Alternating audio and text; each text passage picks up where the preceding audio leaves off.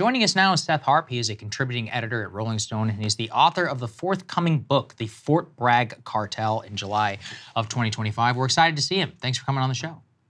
Thanks for having me. Absolutely. So the reason we booked you is not only because of your forthcoming book subject, but because of a graph that really caught our eye. Let's put this up there on the screen. A lot of perhaps counterintuitive, depending on what you thought about the U.S. presence in Afghanistan. But according to the Financial Times, poppy growing in Helmand Province, Afghanistan, has fallen 99% since the U.S. withdrawal. So, Seth, considering the title of your book, considering a lot of discussion over the last 20 years about opium and the U.S. role in cultivation, poppy and heroin, what do you make of that graph? And considering what you're writing about, what can you shed light on some of the background of why that is?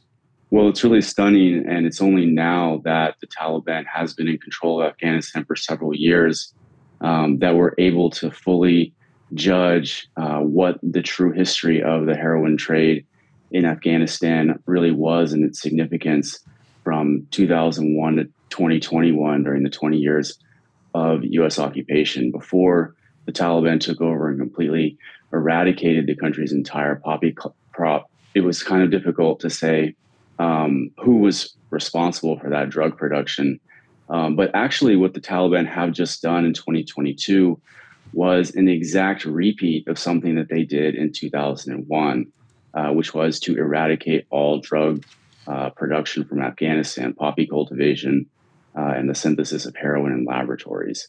And in the process of writing the book, I learned a lot about the heroin trade in Afghanistan and compiled basically a list of facts that I think every American citizen should know about their government's support for international drug cartels, which actually goes back to the 1980s. So I'd be happy to run down, or if you guys just want to ask questions in general about the subject. Go off. Go ahead. Anyway. Tell us what you got. Yeah. Like I said, U.S. U.S. support for drug traffickers in Afghanistan goes back to the 1980s when the Soviet Army occupied Afghanistan. And a lot of people are familiar with the so-called Charlie Wilson's War,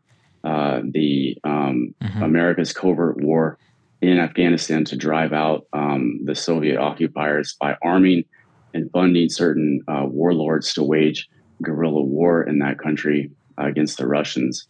And it's also pretty well known that a lot of these people were radical Islamists, and that this covert program led to the formation of Al-Qaeda and the events that led to 9/11 or contributed to it. That was in the background of it. But it's less well known that those same mujahideen, as they're often called, many of them were deeply involved in the drug trade.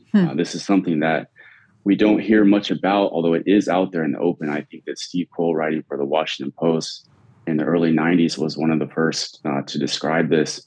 Gulbuddin Hekmatyar and Nassim Akhundzada were two of the biggest recipients of CIA cash and arms, and both of them were two of the biggest narcos in Afghanistan. And once the Russians had successfully been driven out, they set about transforming Afghanistan essentially into the world's largest poppy plantation because the geography and climate of Afghanistan are very advantageous for the cultivation of poppy. And through their brutal methods, they forced a lot of Afghanistan's peasantry into conditions of essentially narco serfdom and obligated people to plant poppy when in the past they had been planting food crops or fruit.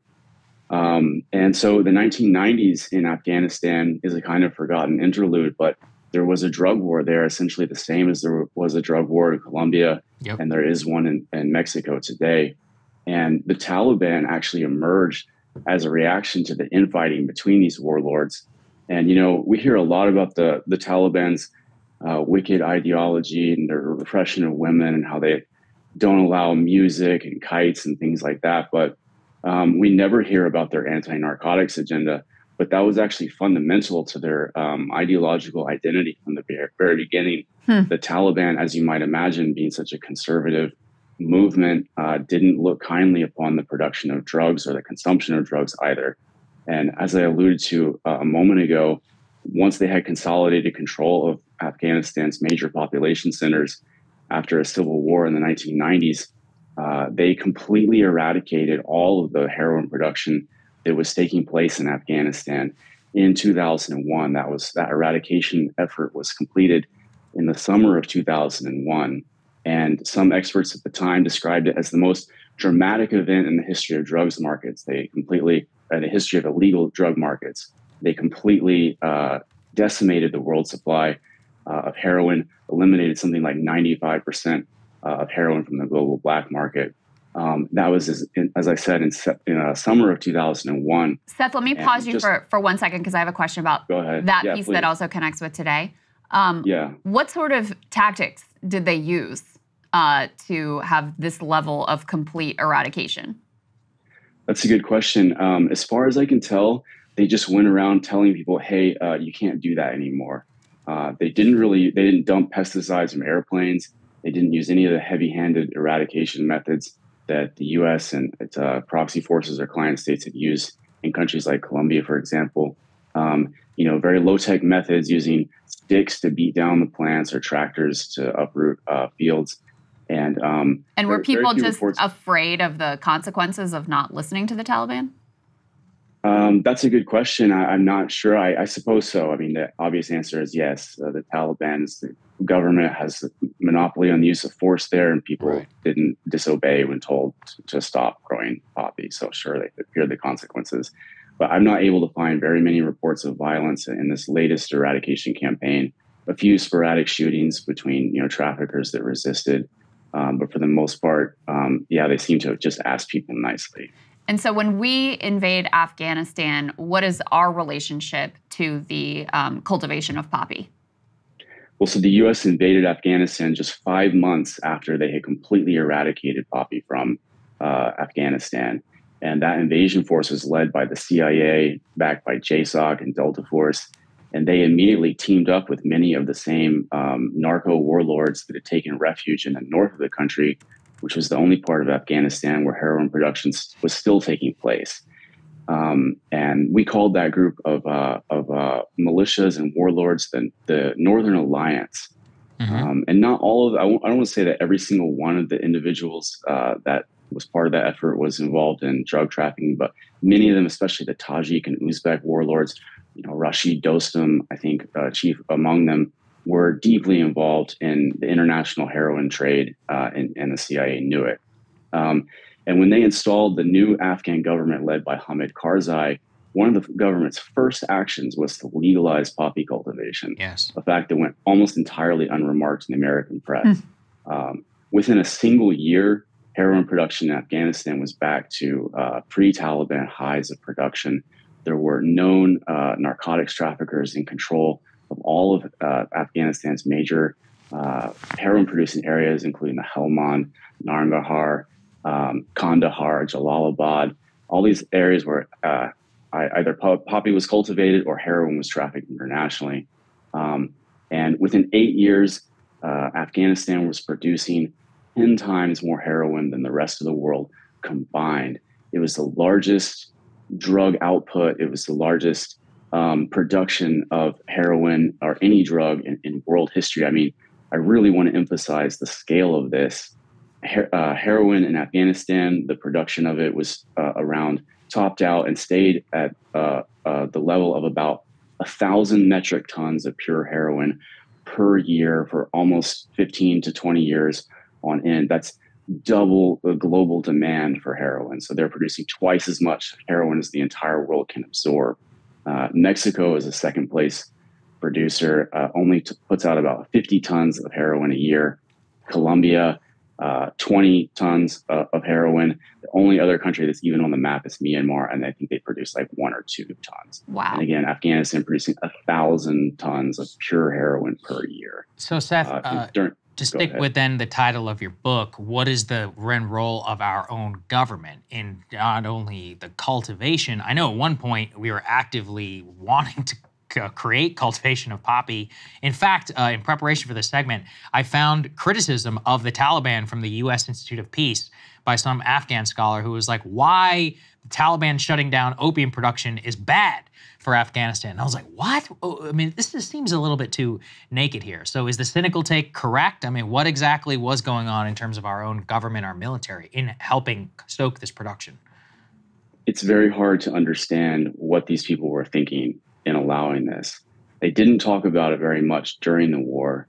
And to the extent they did, it was very much in line with that article that you just referenced by the U.S. Institute for Peace, basically implicitly saying, hey, this is good for the economy. This is a way for Afghan people. It's like a jobs program. Yeah. Exactly. Yeah.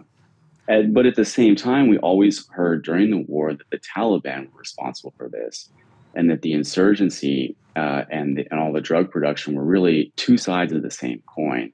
From our politicians, from our most prestigious and trusted institutions and media, we always heard that the Taliban were narco-terrorists, was the term that I think was invented in the early 2000s to describe this. And anytime we heard about the drug production that was going on in Afghanistan, which was very much soft-pedaled, very much not in the news, but to the extent it was, we always heard that the Taliban were responsible. Now, in looking into this, I found that there's no evidence to support it at all.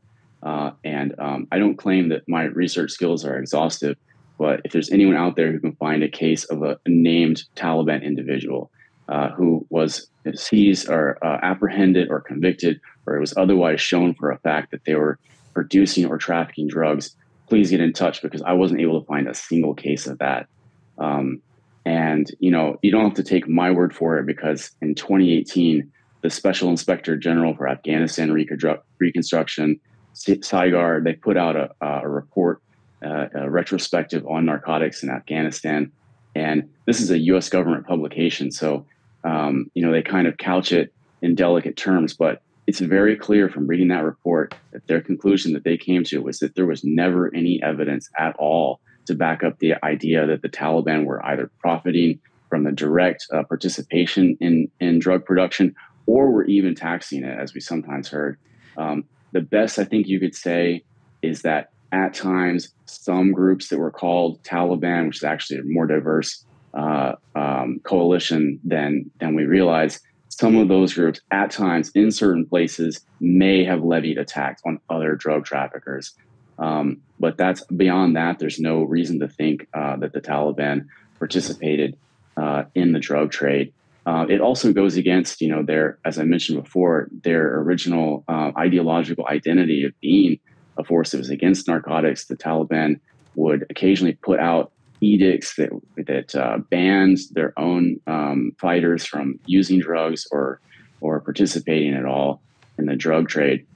We never gave them any credit for that, but in fact, it seems to be pretty consistent on their part. Now, and Seth, who was responsible? To the economic point, Afghanistan, obviously a poor country, under sanctions by the U.S. We also withheld a significant chunk of their central bank reserves.